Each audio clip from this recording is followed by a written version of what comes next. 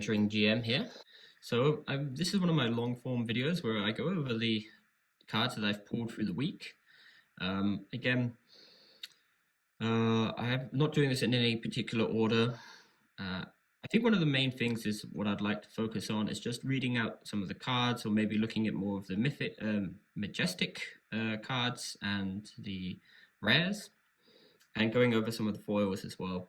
I think just to go over them, have a look at them in general, just talk about what I've been doing over the course of the week, generally with the game. So first off, I mean,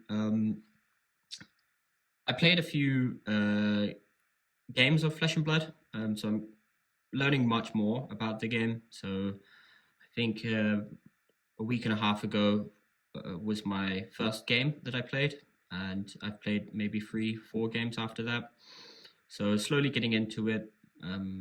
I found one of the applications online that you can play online. So I mean, I'll link it in the description. And but yeah, I think it's a very cool app. I think it's not so good as the Magic the Gathering one. So the Arena, I think I played a lot of Arena and a lot of games of Magic. So this is a new experience, a whole new interactions. I've played some Wizard decks, and then I played a Warrior deck. I think I preferred the Warrior deck. I think the Wizard deck is far too complicated for me at the moment. But yeah, so let's get into looking at some of these cards. I mean, first off, I have this Scour. So one of the picks of a Majestic. So basically, if you have some aura tokens or auras on the field, I believe stuff like Spectral Shield considers this a aura. So if you have a bunch of these, I was playing with a Warrior deck, and they had this Spectral Shield, or maybe some other form of shields on there, and I had like 10 of them. So I can imagine this getting quite powerful, especially if you're a wizard and you can make a number of these. So I think that's a very nice card. I think, again, I don't know, when I was playing the Warrior cards, the blues were the general pitching value that was there. And then I have Signal Jammer next.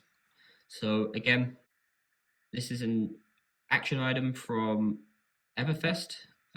So Signal Jammer enters the arena with a steam counter on it. At the beginning of your action phase, destroy signal counter unless you remove a steam counter from it. So I guess if you can add more.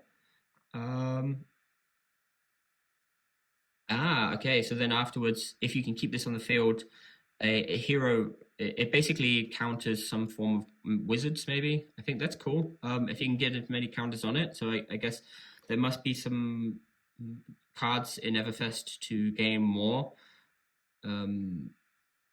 steam counters. So again, I think this is a cool card to do some countering, or at least slowing down the action economy of the game on the opponent's side. So that's, yeah, generally I like the Ever set, and I also like the part the Mistveil set. So I think what I'll do is probably pick up a box of part the Mistveil.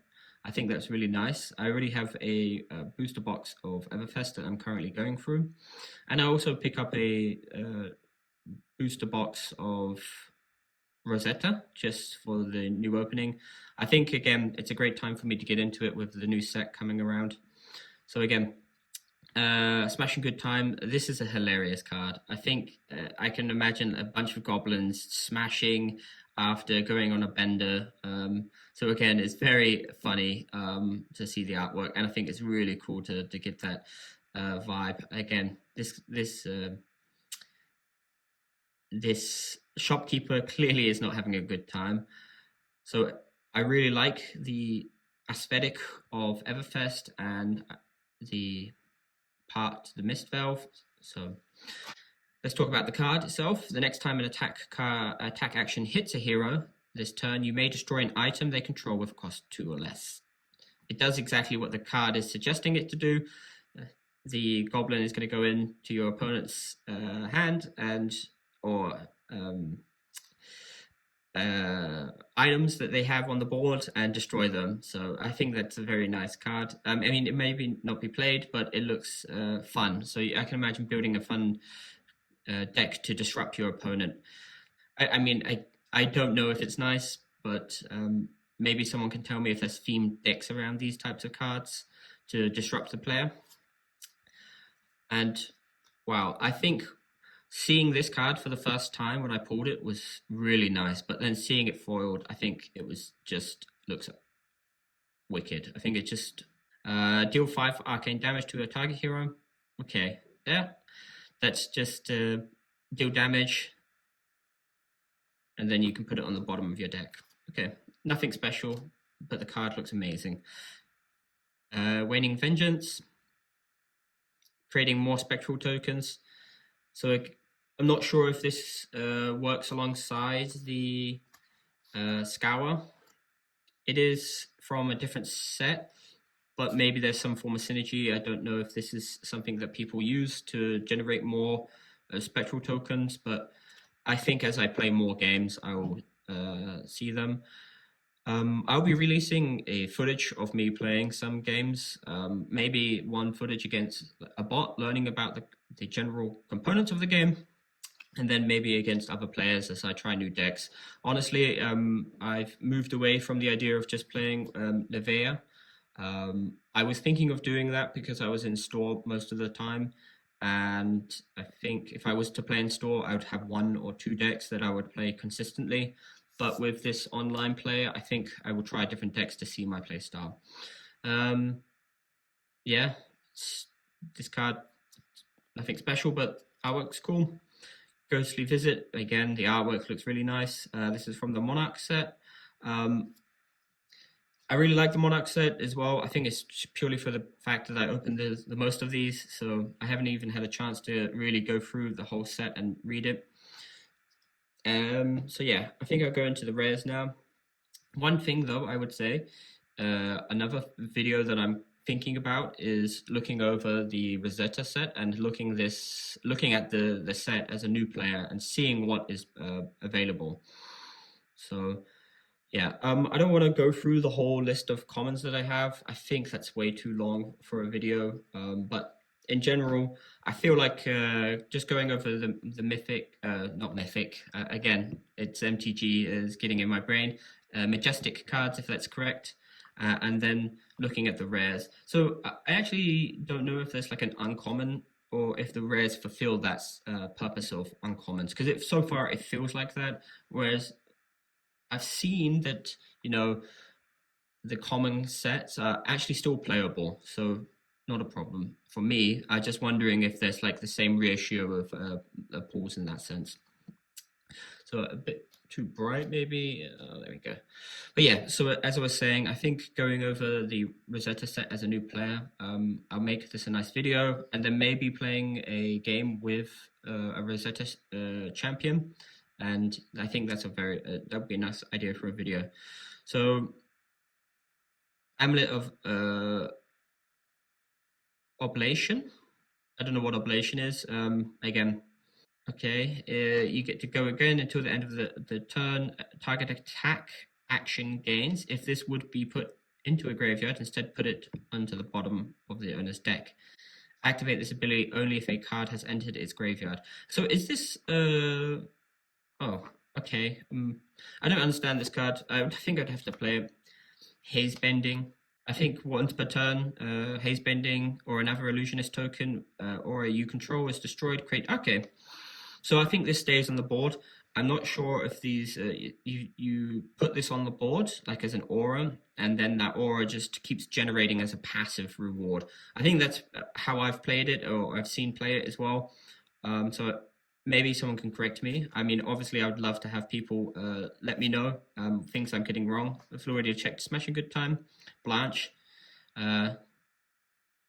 What does it mean by cards they own lose all colors until the end of their next turn?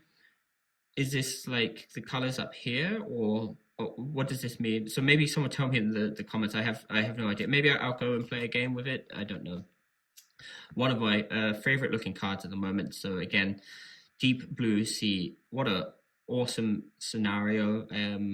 and I really enjoy the flavor text some of these cards have. I think this one deserves the flavor text. So as my memories start to fade, the moonlight carries me home to a place where sky meets water, where the cycle begins anew. Very nice. Oh, okay. For each +1, so +1 for each blue card you've pitched this turn. So if you can get this at the end of the turn, I think this is pretty powerful. Again, maybe someone will tell me it's not. So bolt and shoot. Okay, just a quick action and go again. Lightning press. So I think I'd like to try to play some wizard cards. I think some of them would be cool to interact with because I see a lot of synergy happening with different magic essences, I think they call them. So when you play this card, if there are no cards in your hero's soul, put it into your hero's soul when the combat chain closes. So I was actually playing with a warrior light deck, and I was doing a lot of soul interactions. I kind of understood the mechanic behind it. Things in your soul you can use as a resource to empower or activate some cards that you have on the field. I saw this card already from Monarch. So if I play an additional illusionist card, I gain +5. You get to go again. I tried to play with another illusionist, but I think I'll try again. Potion of Seeing. Wow, yeah, I don't have to explain that one. It's just to see the opponent's hand. Rune Blood Incantation, go again. I've not really dug too deep into what a rune chant token is, but if someone could tell me, I've been trying to figure it out, with like seeing it as I play it or what have you. Life of the Party, again, Everfest, it's got this very carnival, feel-good vibe, something that I can resonate with. It's very fun, it's very jovial. I play some tabletop role-playing games where it's very whimsical. We're starting a new campaign of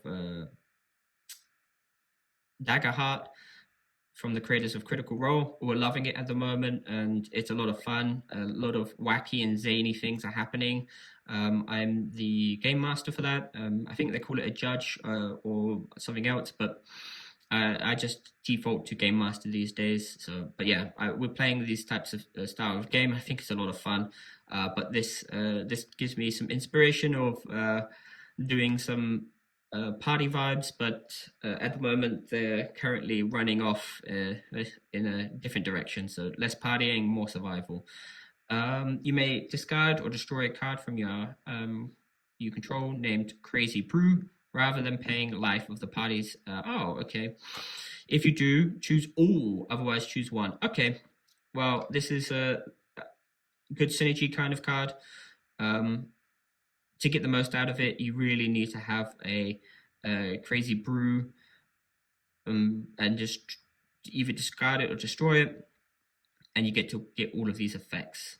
So one of the questions I had is I noticed some cards have like this warding or things on them when you play them, generally from like the Herald sets. So I don't think I have any in front of me, but maybe I could look for one and see what that does. But that's all of the rares. So I did play with a set, a deck from Monarch, I believe. I don't remember the name of the hero, but maybe I quickly have a look to see if I can find any Herald cards. I think I did pull some from Monarch. Yeah. Some of them I remember had some form of like back on them or something to increase the power when you do something with them, when you use a hero soul on them. Maybe someone can tell me also in the comments. It's something that I'd like to learn about. But yeah, just generally a more long form video of just seeing what cards I had. I hope you enjoy it. I enjoyed looking at these cards again. I'm still trying to learn what kind of deck that I have and what kind of set that I want to play or other things like that. So you tell me if you enjoy this, and yeah, just hope you liked it. So if you did, like and subscribe, and see you next time.